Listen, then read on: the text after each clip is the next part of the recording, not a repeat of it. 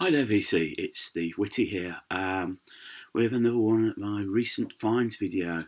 Now, it's a bit mixed bag of vinyl that I acquired, and this was really week up to really up to last weekend, not this weekend, just this Saturday just gone. I hadn't posted the other videos primarily because I had a lot on at work, and I was just by the time I got back home, I just did not feel inclined to make any videos or post them. So I thought, take fact it's Sunday morning and give a chance to update. Now, first off, you've probably been aware that I've been showing my collection, been purchasing the Beatles vinyl collection over the past few months, and it's now complete. I received the last two editions. So first up, I received Volume 22, which was the Beatles 1967-1970 Blue Album, Greatest Hits. I don't think I need to go into that. I think everyone knows pretty much what's on there. Obviously, you've got the photo there, the back. Next up, Volume 23, the final volume, is Beatles Past Masters. So this is primarily, originally came out in 1988, I believe, and this is primarily stuff that never really made the album as such. So you've got "Love Me Do," the original single version, "From Me to You," "She Loves You," "I Want to Hold Your Hand," but you've also got here the German versions of "I Want to Hold Your Hand" and "She Loves You," "Komm, gib mir den Hand," and "Sie liebt dich." Sorry to anyone from Germany that's watching. Side 2 very much features on sort of like covers, the more rockier vein. Side 3 starts with "Day Tripper," "We Can Work It Out," "Paperback Writer," "Rain," which is always cited as one of the great Beatles tracks. That was a B-side to "Paperback Writer." "Inner Light," "Hey Jude," and "Revolution." Side 4, "Get Back, Don't Let Me Down," "Ballad of John and Yoko," "Old Brown Shoe," "Across the Universe," "Let It Be," and then it just finishes off with "You Know My Name, Look Up the Number." What I liked about this album, so disc 1 is a nod to the Parlophone label, and disc 2 is the Apple. Even though the tracks "Day Tripper," "We Can Work It Out," "Paperback Writer" never appeared on Apple, it's sort of like a nice little nod. It's a nice little nod to the whole to both labels. I've got to say, I'm glad now this series is finished. And I can see I probably will do a video on this, just showing off and then give my thoughts on the whole Beatles collection. Now, my record shop buys, it was a case of pound bins and a couple of albums that I thought, I'll have a punt on those.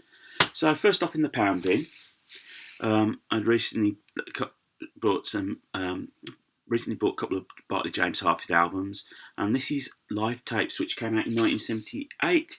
This is a double live album, recorded all over the shop. Covers, you see the spine's a little bit beat, but the vinyl's great. The vinyl's absolutely wonderful on this. Really much, yeah, you could say a bit like live albums, a bit of a greatest hits. Side 1, "Child of the Universe," "Rock and Roll Star," "Poor Man's Moody Blues," which I explained in a previous video what that was about. Side 2, "Mockingbird," "Hard Hearted Woman," "One Night." Side 3, "Take Me Higher," "Suicide," "Crazy City," "Jonathan." Side 4, "401," "Polk Street," "Rag," and "Him." Really good live album. Really getting into the Bartley James Harvest. Another artist I recently purchased an album of was Stanley Clarke, and I found "School Days," which was like £4. And man, this is really great. I knew of this album, but I'd never heard of it. And this was very popular in the States. top 40 in the States, number 2 in the jazz charts. On the what's the name of it? Nempra Records. So you got the blue and purple or mauve, and then the mauve and blue. As I said, I listened to this Friday, and it was absolutely wonderous. Really tempted to get more into this sort of jazz fusion.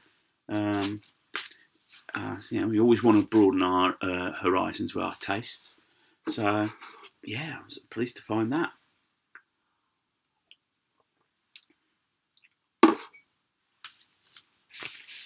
Going on a bit of an Al Stewart kick. I recently brought the early years and Year of the Cat. This is Shot in the Dark, 24 carats. And yeah, Al Stewart and Shot in the Dark. I'm not sure if it's meant to be like 2 hours, whatever. Came out in 1980. This is like the first album on. This is on Arista label. By this time, Al Stewart had relocated over to the States. He had more success over there, but very English. You know, even though he was living in the States, he's vocals. It's very English. Storytelling is very English. But I get a feeling that listening to this particular song, Manx Run, Ellis Island, may sort of hint at the fact that he'd moved over, and he sort of like felt like a I wouldn't say refugee, but he was starting out in a new country. Yeah, another good album. Very pleased to find that one. And then a band I see a lot of photos of on the VC Facebook page, but the vinyl, to get vinyl copies of their album, especially the originals, it's damn expensive. So I got this for £5, 10 years after Going Home. This is I believe, a Chrysalis reissue. Originally came out on the DRAM label. Partly because I think Chris Wright managed them. He ran Chrysalis, that's how I can vent it up on here.